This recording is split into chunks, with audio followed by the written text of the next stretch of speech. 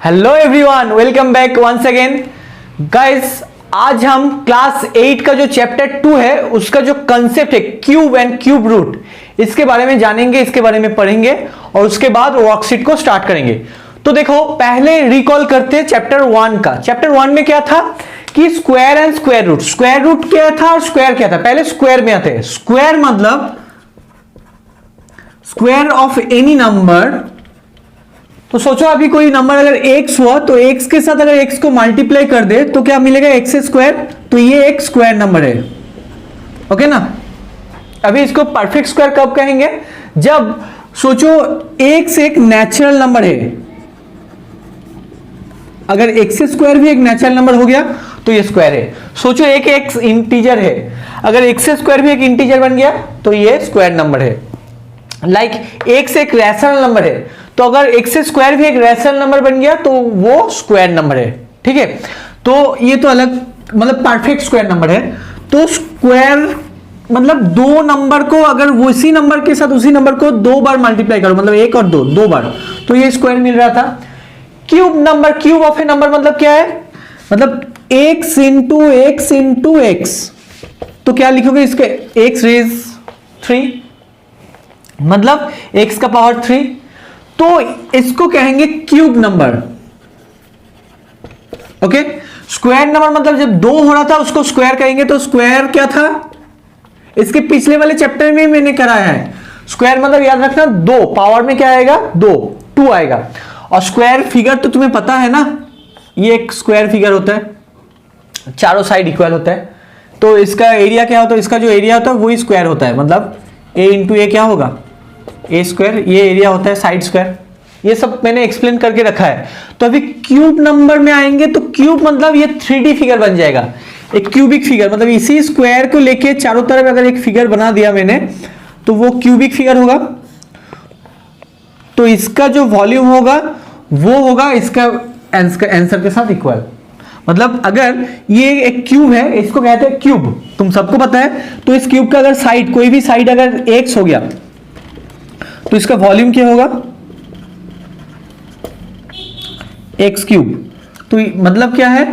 x into x into x. X को कितना time multiply करना पड़ेगा?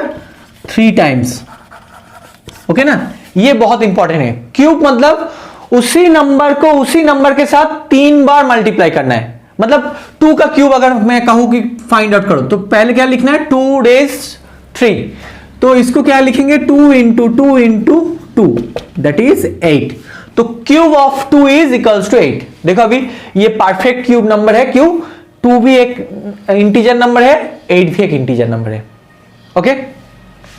अभी क्यूब के बारे में तुम लोगों को पता चल गया। हम यहाँ पे स्क्वायर रूट के बारे में तुम लोग पढ़े थे ना, तो अभी यहाँ पे हम क्या करेंगे? क्यूब रूट के बारे में पढ़ेंगे। तो दोनों को रिलेट करके ही तुम्हें एक्सप्लेन करने वाला हूं। तो स्क्वायर क्या था? पावर में 2 आएगा, और क्यूब क्या है? पावर में 3 आएगा। ये क्लियर हो चुका है तुम लोगों को? मतलब अगर मैं कहूं कि 3 का क्यूब क्या है, ये 3 3 से 9 नहीं होता है। क्या होता है 3 का cube? 3 into 3 into 3 that means क्या होगा बताओ? 27, ओके। अभी स्क्वायर रूट देखने में क्या था? उसका रेडिकल साइन क्या था? This is meaning what? Square root, radical sign of a square root, है ना। तो radical sign of a square root is this. तो क्यूब रूट का भी उसी तरह का एक मतलब नोटेशन होना चाहिए। वो क्या है? वो है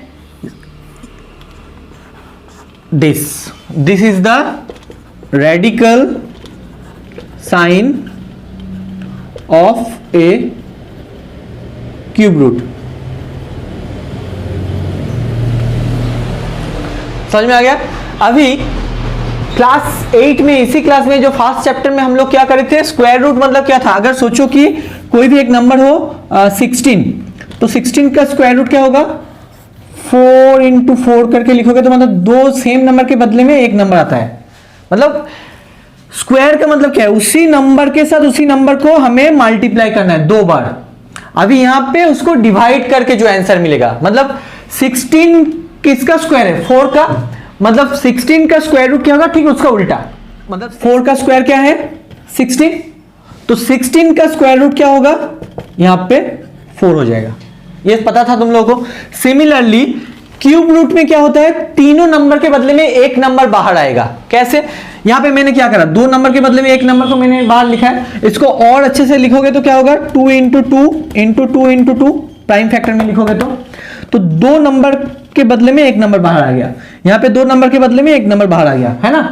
तो क्या आ गया आंसर 4। तो यहां पे जो क्यूब रूट है उसका मतलब मीनिंग क्या है, सोचो। मैंने लिखा है 8, यहां पे 3 है, दोनों अलग अलग साइन है बेटा, देख लेना। 3 रूट 8 ये अलग मीनिंग है और ये अलग मीनिंग है। इसका मतलब क्या है, 3 इंटू स्क्वायर रूट 8 मतलब रूट 8, और इसका मतलब 3 क्यूब रूट 8। अच्छा, इसको और एक तरीके से कर सकते हो, शायद मैंने एक्सप्लेन करा है, मुझे याद नहीं, यहां पे मैं कर देता हूं। रूट एक्स नहीं, चलो कोई नंबर लेके तुम लोगों को एक्सप्लेन करो, तुम लोग अभी जूनियर क्लास में हो ना। सोचो रूट 5, इसका मीनिंग क्या है पता है, इसको एक्सपोनेंट में कैसे लिखोगे, यहां पे लिखो 5 to the power half. Root meaning exponent में क्या आएगा, उसी नंबर को, मैंने 5 है यहां पे 5 ही लिखा है बेस के जगह पे, और रूट का मतलब क्या है, टू द पावर हाफ। तो क्यूब रूट क्या होगा, 8 to the power 1/3। Cube root मतलब 1/3, स्क्वायर रूट मतलब 1/2। क्यों, क्योंकि स्क्वायर मतलब क्या था,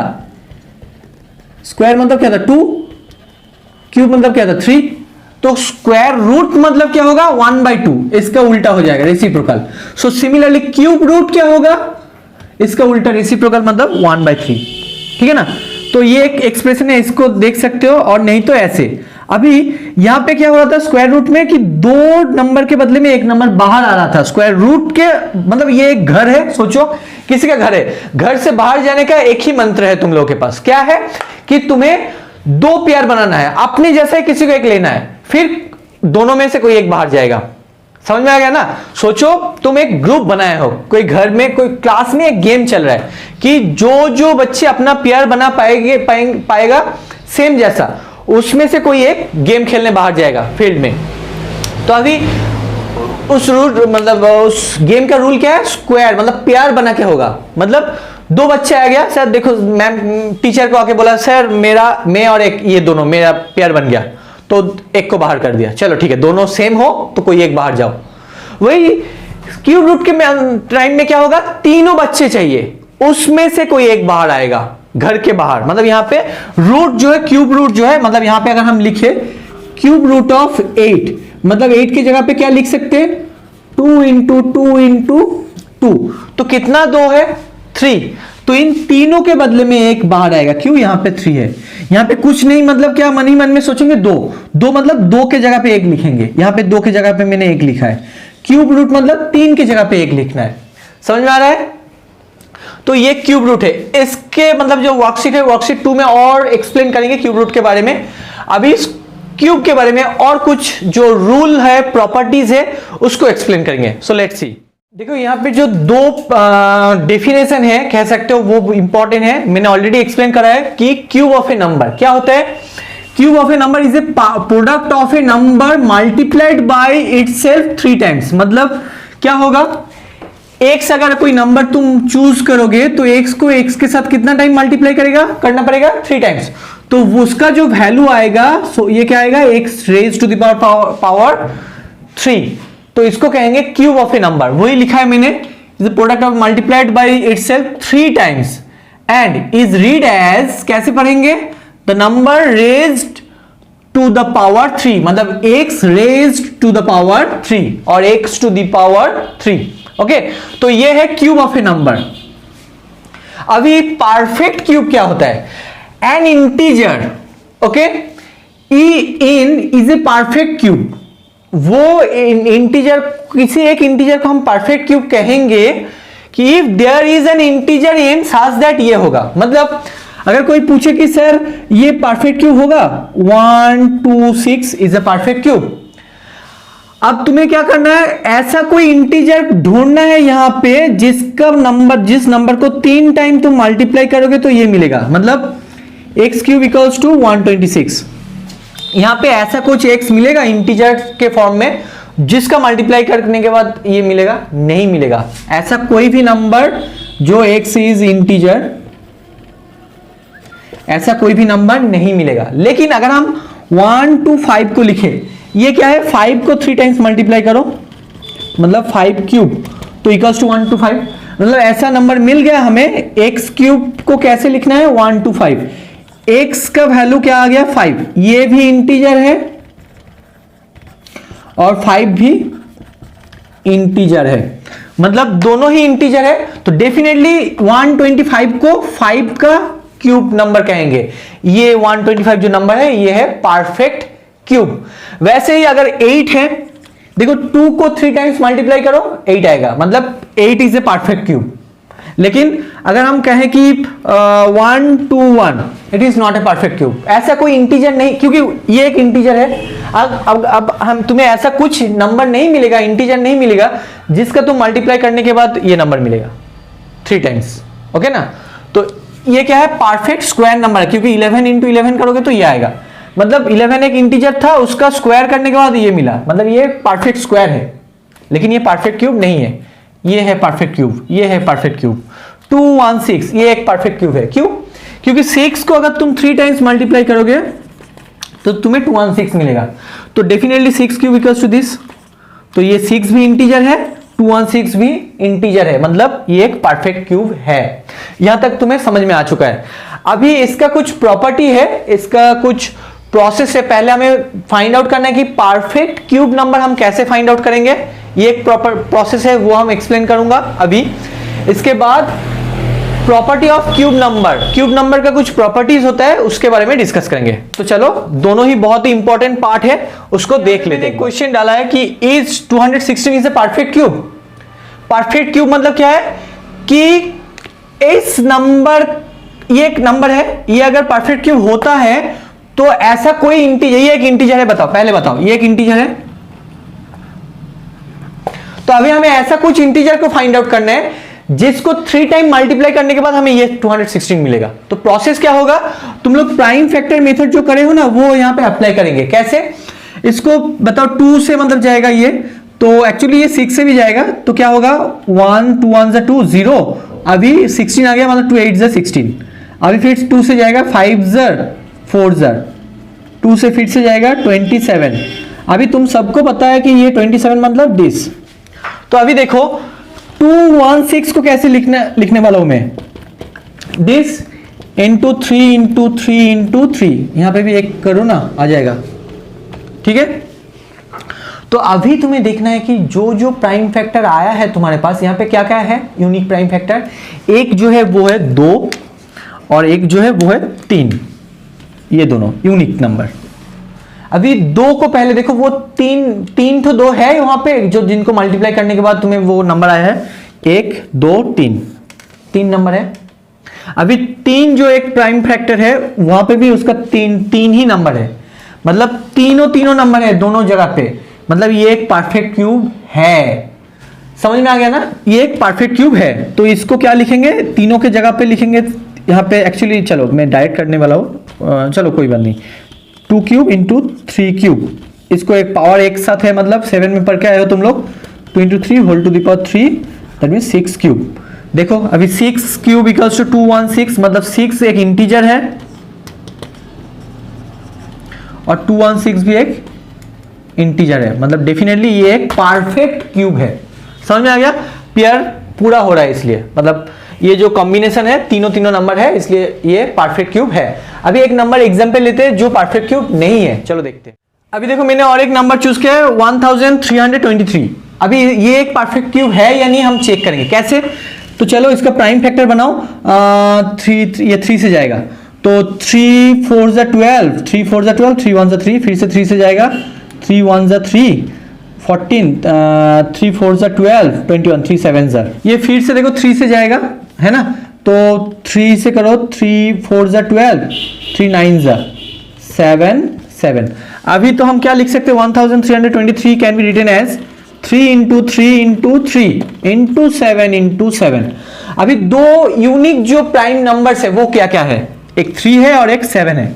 अभी देखो 3 का तो बन गया, तीनों 3 है, तो 3 इंटू 3 इंटू 3 इसका तो बन गया, तो इसके जगह पे 1 आएगा।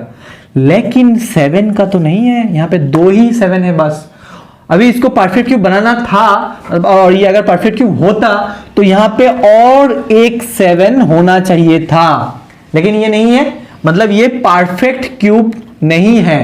समझ में आ रहा है? क्योंकि यहाँ पे सिर्फ 2 ही 7 है। गॉट इट बच्चों? तो ये फंडा है, परफेक्ट क्यूब होना चाहिए। मतलब देखो मैंने 216 को लेके करा था, तीनों ही 2 है, यहाँ पे तीनों ही 3 है, ठीक है ना। लेकिन यहाँ पे 3 के जगह पे तो फुलफिल हो रहा है क्राइटेरिया, लेकिन यहाँ पे नहीं हो रहा है। यहाँ पे और एक 7 आना चाहिए था, तभी ये परफेक्ट क्यूब होता। तो ये so this is not a perfect cube. ये वाला था परफेक्ट क्यूब और ये नहीं है। समझ में आ गया? अभी चलो उसका जो कुछ प्रॉपर्टीज है इसको बस पढ़ ही देता हूं, और कुछ एक्सप्लेन करना है तो बस उस जगह को हम बस लिख देंगे बोर्ड में। देखो बुक में कहा गया है प्रॉपर्टीज ऑफ क्यूब नंबर्स। यहां पे कहा गया कि the cube of even number is always even. मतलब अगर कोई इवन नंबर तुम चूज करो, जैसे 2 का क्यूब होता है 8, तो ये भी इवन नंबर है और ये भी इवन नंबर है, ठीक है। तो यहां पे और एक चीज कहा गया, cube of odd number is always odd. सोचो यहां पे मैं 6 ले रहा हूं, तो ये भी इवन नंबर है, 6 के बारे में सोचो। और यहाँ पे 216 ये भी इवन नंबर है। 3 क्यूब 27 ऑड नंबर ये भी है, ये भी है। अगर हम सोचे कि यहाँ पे और एक नंबर 5, चलो 5 क्यूब 125 आएगा। देखो 5 भी ऑड नंबर है, 125 भी ऑड नंबर है। मतलब अगर इवन नंबर का क्यूब करोगे तो इवन नंबर ही मिलेगा, ऑड नंबर का क्यूब करोगे तो ऑड नंबर ही मिलेगा। ओके चलो नेक्स्ट चले आओ।